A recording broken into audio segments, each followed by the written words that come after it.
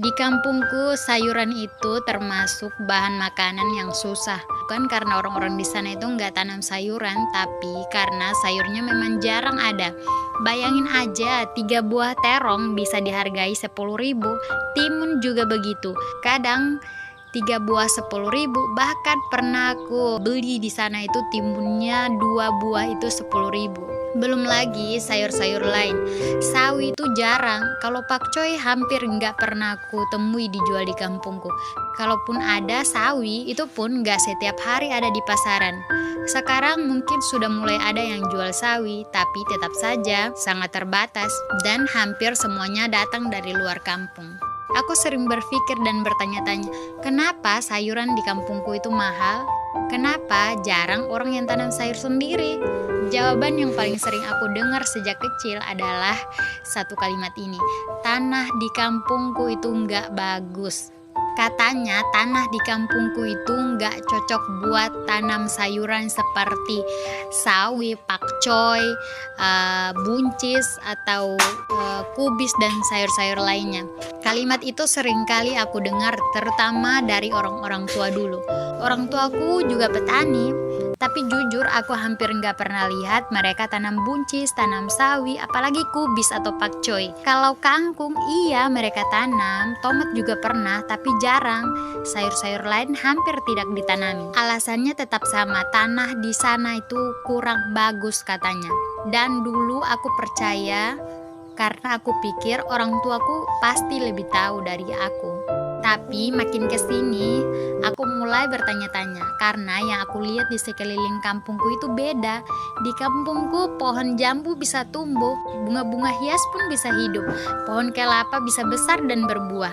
Kalau tanahnya benar-benar jelek, kenapa semua itu bisa hidup? Di kampungku juga banyak tanaman liar, rumput tumbuh, daun-daun kering berserakan, tanaman yang sering dianggap gak berguna.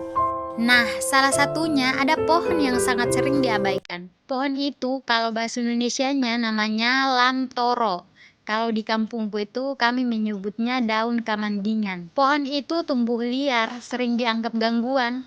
Kalau tumbuh biasanya langsung ditebang dan dibuang. Luar biasa manfaatnya. Itu bisa jadi pupuk alami yang bisa menyuburkan tanah. Bisa kita olah jadi pupuk cair, bisa kita olah jadi pupuk kompos. Yang aku amati di kampungku itu, biasanya orang yang berkebun itu langsung saja tanam apa yang mau mereka tanam. Tanahnya itu tidak diolah dulu. Padahal di sekitar kita sudah tersedia semuanya. Daun kering, rumput liar, batang pisang, daun lamtoro tadi atau daun kamandingan yang aku sebut tadi itu. Semua itu bisa kita manfaatkan untuk menyuburkan tanah. Bahkan sekarang ilmunya sudah banyak yang bertebaran di media sosial.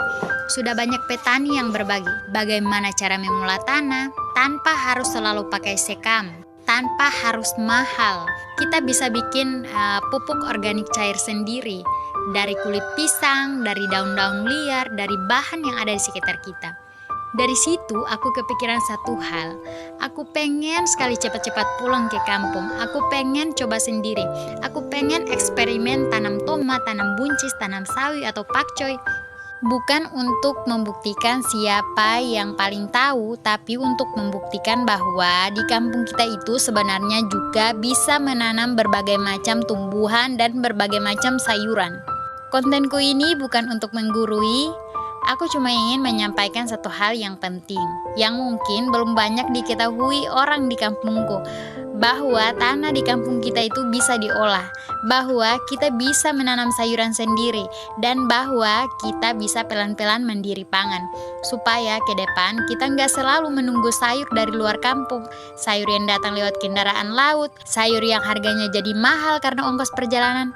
Aku cuma berharap semakin banyak yang mulai berkebun, walaupun hanya sedikit, walaupun hanya di pekarangan rumah, karena hasil dari tangan sendiri itu beda rasanya. Dan di kampung kita itu sebenarnya punya potensi besar asal kita mau belajar, asal kita punya niat, dan asal kita mau memulai.